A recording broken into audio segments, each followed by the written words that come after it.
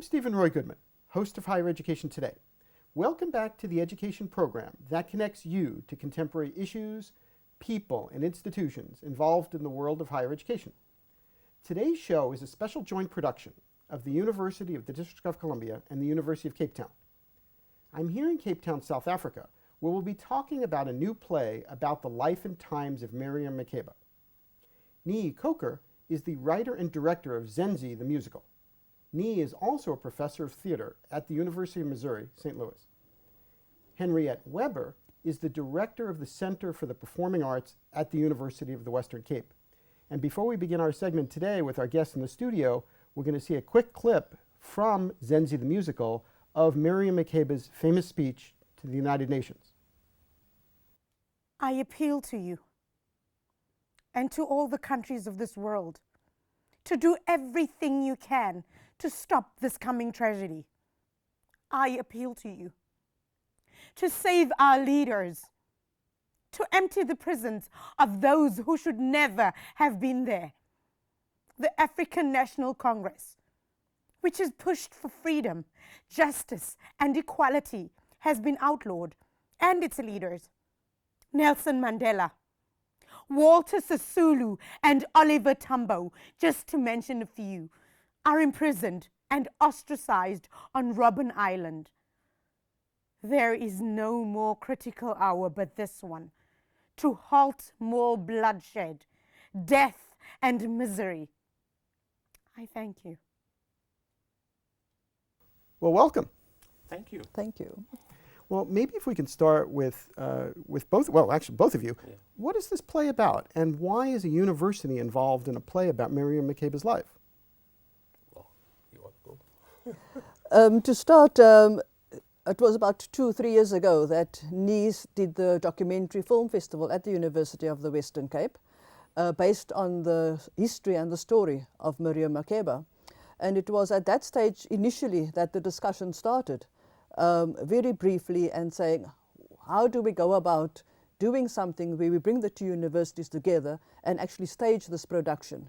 And that is where the conversation has grown, and that we're at the point now of going into production and auditions and the whole process. Yeah. So it's basically that's, we have a 30-year history, University of Western Cape and the University of Missouri. And so the film festival was something that happened 3 years ago. And in that process, we started to talk about performing arts and how we could collaborate with our theater and media studies and their own performing arts unit, which also includes music. So through that process, the discussions arose. We started to talk about the possibility of a musical that would be attractive to both campuses.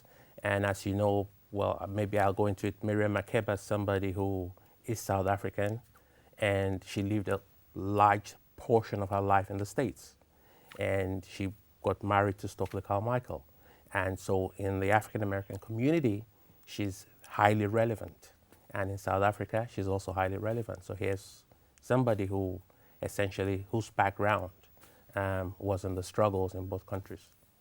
Well, fair enough. One of the things that interested me when we were getting ready for today was the issue of a play about a historical figure, because Miriam Makeba is a historical figure. Yes. And I was thinking about the play Evita. Oh, okay. Yeah, the musical. And how is it similar or different from that? Evita's story is, well, first of all, they're both female stories. Okay. We don't get a lot of female stories, first of all. I mean, it's all dominated by male figures. But Evita was married the president in Argentina and, had somewhat more of a, she had more power, so to speak. Miriam Makeba is somebody who was stripped of power, and she had her art. Evita was home in Argentina. Miriam Makeba was deprived of home. And so that's the sticking point in it, is she was deprived of coming home for about 35 years and actually had to go from the United States to Guinea. And she essentially was, again, victimized in the USA. She was victimized in South Africa. She went to the USA. She moved to the USA. She got victimized there again and then moved to Guinea. In Guinea, she got victimized again and then ended up in Belgium. And it wasn't until the Paul Simon tour did she come back to the United States. Well, how do you capture something like that in a play? I could see how you capture that musically, because I actually like Miriam Makeba's music very much. Yeah. And in fact, when my daughter was born, we created a tape of her dancing around, or her parents dancing around with her, listening to Pada Pada. Okay. So I'm very familiar with Miriam Makeba's music, Yeah. but how do you capture that on a stage? With wonderful actors, singers, but the story is very compelling. I mean, outside of the musical itself, outside of the beauty of the music, her story is very dramatic and very compelling. Compelling in the sense that here's a woman who left South Africa because of apartheid, ended up in the United States, wanted to come back home to bury her mother, and was denied that, wanted to bring her daughter back home, couldn't do that, was victimized, married somebody who was, in the SNCC, Southern Negro Christian Stokely Carmichael, who everybody thought was a Black Panther, was followed by the FBI all over the USA. People stopped buying her records. She couldn't get a concert because she married Stokely Carmichael, Kwame Ture. She had to leave the United States for Guinea, did a lot of ambassadorial work in Guinea, lost 2 children in Guinea, buried them in Guinea, couldn't bring them back home, ended up back in Belgium because of a coup that occurred in Guinea, and then because of the Paul Simon tour, came back to the US, and just shortly after, apartheid ended, and she was invited back to her homeland. And this was the first time she would go to her mom's resting place. So that's a strong human story. And that's a woman who gave everything, sacrificed everything. So in terms of dramatic structure, in terms of dramaturgy, in terms of how interesting a character is, I don't think you could get better than that. And Henriette, do you agree with that from a perspective of somebody who runs a performing arts center? Most definitely. When you look at the University of the Western Cape, it is the youngest university of the 3 in the Western Cape. And you look at the background, which is a background of struggle, which is so synonymous with what Miriam Makeba represents. I'm an ex-student or an alumnus of the University of the Western Cape.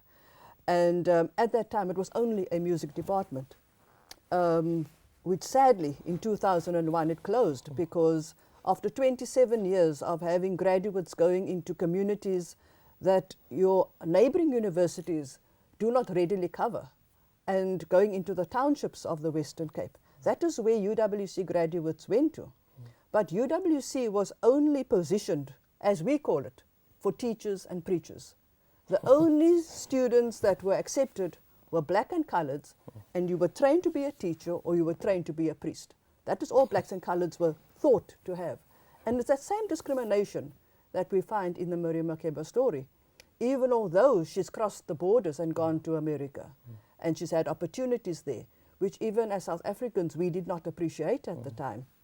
And to tell that story, given the history and the transition that UWC has gone to since 2001, where we have science on our campus. We've got the biggest life sciences building. We've got institutions, we've got courses that doesn't only cater for teachers and preachers.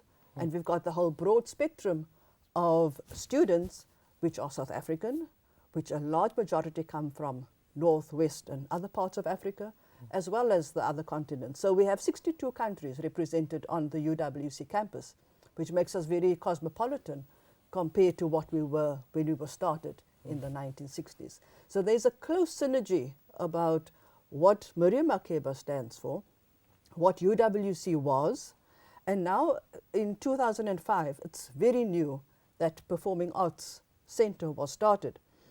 And I took over in 2011 with music being my speciality. But with this collaboration with the University of Missouri, we were able to launch the Chamber Music Institute with the Ariana String Quartet from the University of Missouri St. Louis campus, and that happened in 2013.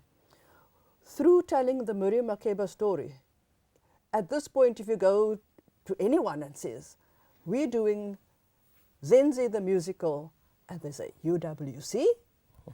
That is the reaction. And that is the mindset that we're going to change and recreate a new environment that they say, wow, UWC with University of Missouri, this is what we're putting forward. This is how we're developing musical theatre. This is how we are growing the stature of UWC in the arts, as well as in the sciences and all the other fields. And do you envision using UWC students to be in this play? There will be some of the students from UWC, definitely, the music component, but we also have a very strong partnership since the beginning of this year with the Department of Cultural Affairs and Sport. And what that entails is that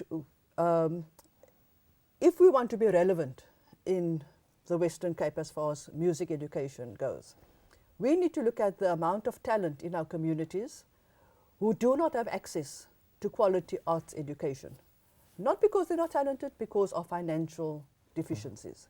And therefore we've created a course which says we are looking after community engagement in the truest sense of the word. And the partnership with the Department of Cultural Affairs and Sport brings those kids from community projects and give them a qualification at UWC.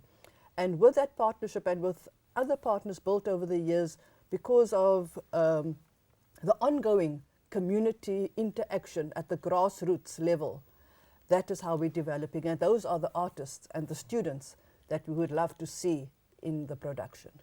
Which is terrific. And you mentioned relevance, both in terms of students, but I also think it's important to say to our audience that Miriam Makeba is still relevant today. And in fact, earlier this week, we met with singer-songwriter Zoë Modiga and actor, producer, and director Denise Newman up at the Baxter. And they joined us to talk about Miriam Makeba's life and the influence of Miriam Makeba on their lives. And not only that, they also joined us in the studio earlier to talk about that. So we're going to hear about that right now, and we'll be with you in a moment. Great. I remember Miriam Makeba was always this iconic musical figure in my life. And in 1974, I was deciding whether to go into acting or not, whether it was a viable job. And Miriam Makeba, who was in exile at the time, had sung at the Rumble in the Jungle in Zaire, which is now the DRC, when Muhammad Ali was fighting George Foreman. And it was a huge boxing match. And the world attention was on it. And Miriam Makeba was one of the singers at the entertainment part of it. And I just remember thinking, you know, if Miriam Makeba can do that, then why am I not following my passion? So, yeah, you know, life without her is quite strange. Yeah, for sure. I mean, I completely understand that.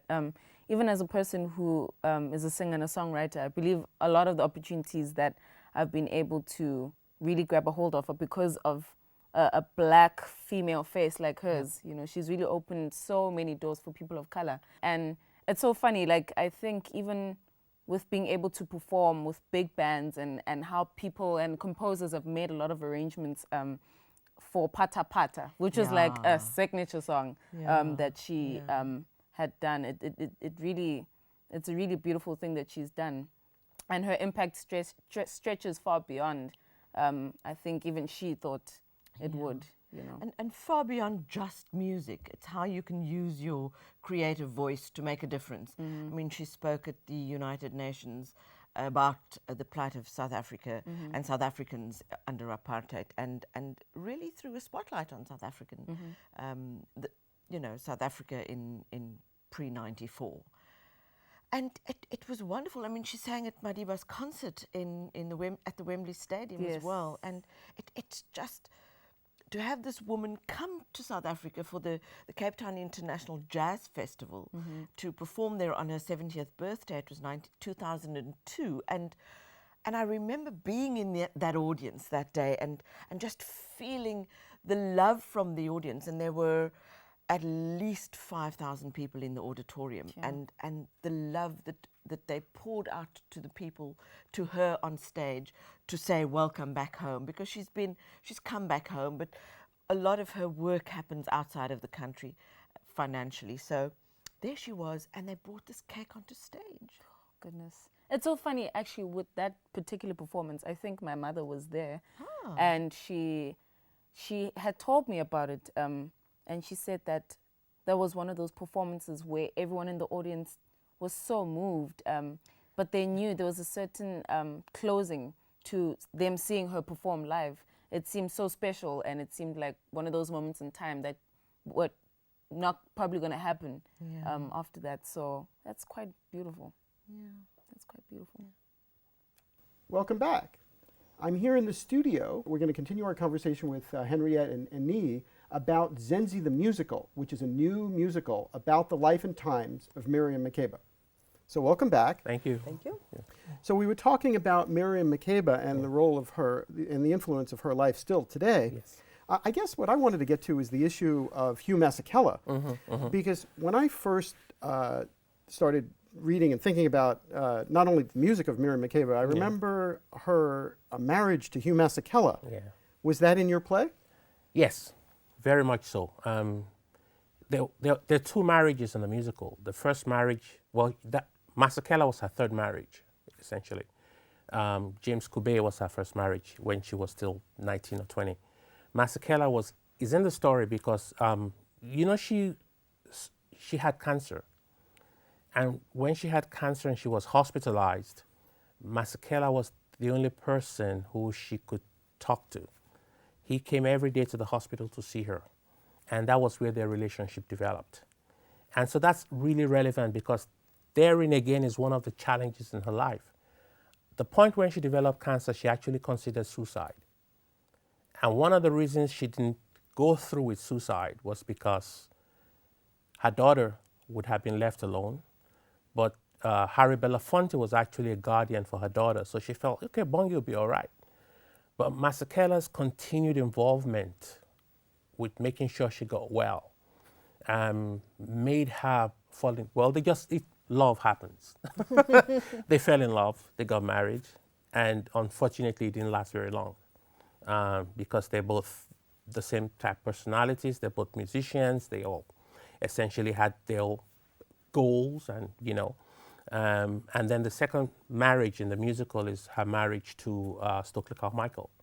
That's again very relevant because that kind of destroyed her career for a while in the USA. Well, you mentioned Harry Belafonte. Yeah. If I remember when I read Miriam Makeba's biography, autobiography a long time ago, didn't she call him a nickname like Big Brother? Oh, or yeah, or Big something Brother. like that? Yeah, she calls Big Brother because he introduced her to the American audience. He kind of molded her early career in the 60s. He set up her singing for President Kennedy's birthday. So he was very instrumental. But, it's unfortunate that, toward the end, in the late 60s, early 70s, they kind of fell apart, over, little stuff, But I think they came together at the end. When she lost Bongi, Belafonte reached out to her again. And they hadn't spoken in years, So he was very, very instrumental in introducing her to the American audience. And speaking of that American audience, didn't she perform when she performed for President Kennedy, was that the same famous time that the Happy Birthday singing? Oh, with... Am I dreaming that? Marilyn Monroe, right? Yes. Yes. Yes. That's true. Yeah, that's true. Is that in the musical? No, it's not. No. We can't put everything in the music. Well, we'd love to have a Marilyn Monroe character, but no, we and the Pada Pada she sang for him is just, that's the only thing we have on that birthday thing. And then the discussion with Kennedy to have her go toward the United Nations to make a statement. So that's in the segment of the musical. And that's what we saw earlier today in this show. Precisely. That it was the speech you heard. Yeah. Well, and if we can get to the campuses again. Yeah. So I'm kind of interested in, this is a great story, but what are students on both, we heard what's going on at the UWC campus. In Missouri, what are your students doing to help with this production? Entire theater technology. Our students are working on the entire technology because the production is going to be multimedia. And so we're using a lot of new wave technology in theater. We might not be using actual sets. We might be using 3D stuff, 3D material. on stage because the musical has to move around a lot. So in terms of theater technology, the set construction, the sound, the lighting techniques, that's where a lot of students are doing their work right now. Interesting. Well, we had a guest on our show a while ago back in Washington, a Broadway producer who produced the play Ghost. Ghost, all right. And apparently it wasn't so easy to produce this because there were a lot of physical moving parts because it wasn't just a straight drama. Precisely. And this is the same thing too, because we have, the stage is going to be revolving around 5 different locations. The USA, South Africa, Guinea, Belgium, and then we have a whole center stage area where there's a lot of performance and a lot of flashback, because the story occurs in flashbacks. It starts at the beginning, it's like a bookend. At the beginning, she begins to reflect, wow, I'm actually going back. You have a 60-year-old woman who's not been home in 30 plus years. And in her thinking about going back home and making that move back, she starts to remember how she ended up there in the first place. And then at the end, it ends with, oh, I shouldn't give it away, but. Well, that's why we invited you on the set today. If you don't give it away, why should anyone? We're kidding. We would love for people to go see the play. Yeah. And speaking of the play, so where do you envision this to be performed? Do you? It's going to be at UWC, or is it going to be in other places in Cape Town first, and then in the United States, or how is this going to work? We are going to launch in the States first. Oh, in the States. Yep. Mainly for the reason that we can't find a venue in Cape Town at this point in time for the given time that we require it. So that's it's a really sad part of it, because we would really love to launch it in Cape Town. UWC doesn't have the facilities. We do not have, like we have at UCT, the Baxters and those type of things, and we need a good theatre. And so we're going to launch it because we also need to do it in 2016, because this is the year when we're celebrating 30 years of the partnership with the University of Missouri. And so we will launch it in at the Two Hill at the University of Missouri St. Louis on the 5th, between the 5th and the 18th of September 2016. But we will definitely bring it back to Cape Town for the latest February, March 2017.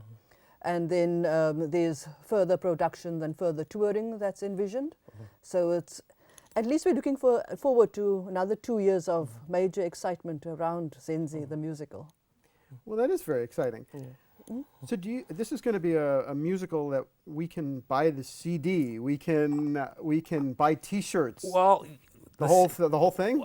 Well, we don't have the rights for CD yet. I mean, we've got grant rights, right? Okay. So grant rights, I mean, we're getting the lawyers to negotiate the CD parts right now and to record it. But, you know, the grant rights allow you to perform on stage, the musical on stage, to use the songs on stage.